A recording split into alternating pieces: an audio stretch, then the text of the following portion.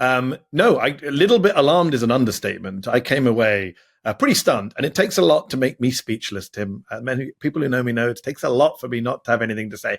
And I remember just leaving there with a producer of mine and with the security guard who came with me, who's also a friend of mine, who provided security. And he turned to me and he said, that was not a TV recording. That felt more like a low-key KKK rally. Mehdi Hasan went on the Bulwark with Tim Miller to talk about his experience in his viral appearance on Jubilee, where he went up against a bunch of far, far right young people, some who even went so far as to be self-proclaimed fascists. It's an interesting discussion between Mehdi Hasan and Tim Miller on the Bulwark. I wanted to share my thoughts on this as well and share it on the channel here. Let's get into it together. Mehdi, how you doing? You're alive? I'm alive. A little bit of PTSD. It's been a few weeks. Obviously, everyone saw it on Sunday. It was taped a few weeks ago. I was kind of waited with bated breath as to what it would look like, what the reaction would be. The reaction has been insane in good ways and bad. But yeah, it's good to speak to you, Tim. I haven't really spoken about this. The elephants didn't stampede you. You know, we're alive. In this section, Mehdi Hasan and Tim Miller talk about one particular guy named Connor that Mehdi Hasan talked to, who has now lost his job, but the guy was a self-proclaimed fascist. I'm not going to share the clip here because I'll get an instant copyright claim from Jubilee. But if you want to watch the whole thing to see this in context, you can go over to the Jubilee channel. But that gives you a little bit of background on that before we hear what Mehdi Hasan actually has to say. Because I was checking who was clapping. So that was very early on in the episode. I mean, this is like a 2-hour debate that you're sitting for in this warehouse. And this was very early on. I think it was maybe the 4th or 5th guy to come up to the table. So I was like, okay, at that point, this was a moment where I knew, okay, these are not just your average Trump supporters. But are they? I guess I don't know. What was your sense of the room? There was sort of a comedic element. I'm just counting 4, 5, 6. There were 20 of them. And it felt like half of them were pretty much explicitly fascist or white nationalist adjacent to me. I don't know. What about you? Without a shadow of a doubt, the majority were. There's a moment in the recording, and a lot of these clips have gone viral in recent days. Is how Jubilee works. So yes, the majority of them were white nationalists, Christian nationalists, fascist adjacent. What was interesting about it is that guy there who you just played the clip of, he hesitates to say his name and then says Connor. And I say, why are you hesitating on your own name? Oh, because I have a pseudonym online. I'm already thinking, okay, so this guy he's not an ordinary member of the public. He's some kind of influencer, blogger, activist. And then it turns out he's some guy called Pines App. I discovered it in the last 48 hours. And, he's well-known anti-Semite, well-known friend of Nick Fuentes, well-known Groyper. Not sure how he got past the quote-unquote vetting. And yet, interestingly, in the last 24 hours, I believe he's gone on some podcast and said that he's lost his job since going on YouTube and telling millions of people he's proud to be a fascist. Sense of the room was one self-professed fascist, a bunch of other fascist sympathizers, fascist adjacent, white nationalists. Yet they weren't. I know it's easy to go, oh, well, all Trump supporters are Nazis, fascists, which isn't true, obviously. They do obviously have sympathies with the far right. That's why they vote for Trump. But what was interesting about these people is they were clearly more than just average members of these were people committed to the cause. It became very clear to me, Tim, very early on. I went with 4 claims about crime, about the Constitution, about immigration, and about Gaza. They didn't give a fuck about 3 of them.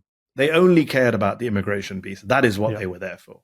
And to me, the immigration aspect that Mehdi Hasan is talking about here is, I know a lot of people personally, just people in my own life who I don't think would describe themselves as fascist, but basically all they talk about is immigration. And in areas of the country where immigration isn't an issue. I live in an area where there aren't immigrants here in any significant numbers, but I know people in the area where I live who are just absolutely obsessed with immigration. They don't really, that's what they mostly talk about and are concerned about, and that's one of the reasons why they like Donald Trump so much. And I kind of want to explore that a little more. I'm curious, though, because I did watch the part of the video with the undocumented guy, and I wanted a little postscript of that. did he feel like did it feel like maybe this was an eye-opening moment for him to realize that he was in league with this group? Yeah. I don't. Felt like it. Felt a bit. I got a sense of that sitting across the table from. I didn't talk to any of them afterwards. I got the hell out of Dodge. But okay. No, you didn't have. You didn't have a glass of tea with the. I didn't know. But to quote Donald Trump on Ghislaine Maxwell, I wish him well. Wish him well. Yeah. Same. Your point about the immigration thing. Obviously, that is the animating issue of the group. But to me, the thing that why this was, I hope, eye-opening to people, because I think that there is like this notion of, it still persists somehow, even if Donald Trump has won twice. Like, there's these like kind of extreme corners or whatever, and they're not that representative, but like they're overrepresented online. And it's like, well, I mean, I don't know about that. Yep. I think that like the immigration is extremely animating among, if you go to just a Turning Point USA event or a Charlie Kirk event, like that is an animating issue. It matters. After the clip I shared yesterday, a friend of mine texted and said that their son or nephew like also cited Carl Schmitt recently. Like this stuff gets into the ether. These guys who are all debating you are now posting online. So I'm seeing their accounts. They have huge followings. They're followed by elected officials, prominent Republicans, right? And it's not like I think this guy I think is followed. The guy we just saw a clip of who claims to have lost his job, Connor the fascist. I believe he's followed by one of the candidates for Texas AG. Yeah. I mean, so I guess my point is, I don't know. Did you come away? And obviously, there's the experience of being in the room, but like, just about the broader project, did you come away a little bit more alarmed about like the degree to which Stephen Millerism, if you will, has really kind of infected like a pretty significant portion of the young right? It's interesting you mentioned Stephen Millerism because this was filmed in LA. And I remind people that this was not filmed in the Deep South. This was filmed in LA. A little bit alarmed is an understatement. I came away pretty stunned. And it takes a lot to make me speechless, Tim. Many people who know me know it takes a lot for me not to have anything to say. And I remember just leaving there with a producer of mine and with the security guard who came with me, who's also a friend of mine, who provided security. And he turned to me and he said, that was not a TV recording. That felt more like a low-key KKK rally. And I think this is the thing now. This is the masks off, hoods on moment that we're living through right now, where a lot of these people thought this stuff 10 years, 15 years ago, but they wouldn't have had the guts to come on YouTube and say it. They wouldn't have the guts to, this guy's lost his job and he's surprised by it, but many of the rest of them are not going to lose their jobs, right? Okay, he's going to do fine. He's going to raise money. He's going to do fine. But the rest of them who said crazy shit, there was a white genocide guy. There was a great replacement guy. There was all the hits. It was all the far right hits. And, you and I follow this stuff closely so we can identify it from far up. Like for me, the minute he said, I'm being replaced, I understood. All right, replaced, tick. Okay.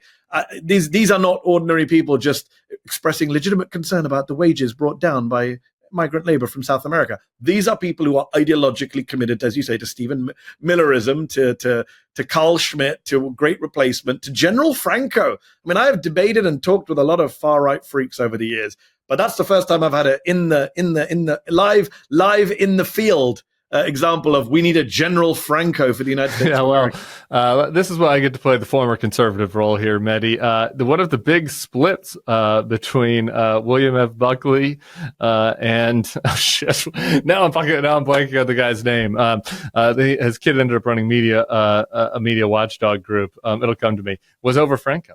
Like it was back then, the original National Review days. There was like a split over a pro Franco faction and kind of like a soft Franco faction. So it doesn't come from nowhere. I want to say I've been watching some of their follow-ups, which I think is as alarming as the actual exchange. I'm sure you've seen some of the stuff online. You see this one, a guy who's at Chaotic Hermes, he posted a picture of himself and he said, I didn't go up during Jubilee because Hasan smelled like shit. Did you see that one? Several other guys have. I can't reveal what happened in terms of the taping and editing, but that's fundamentally untrue. What he just said there, not just the insult, but what he said about what happened at the filming. Got it. He was a super racist dude. So there was racist shit that didn't make the cut. I can't comment on the. Oh yeah, you can't. You'd have to ask Jubilee. Yeah, well, that's Jubilee. Okay, sorry, I don't want to get you in trouble there.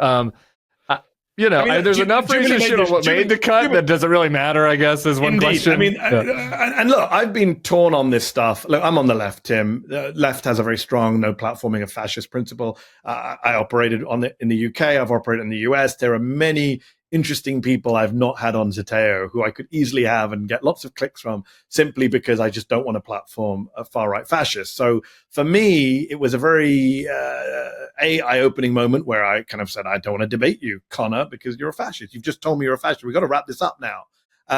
But what was interesting is obviously on the left, there's been a lot of criticism. If you go on Blue Sky, for example, a lot of liberals upset with me for participating. And I get it. Look, I'm torn on this.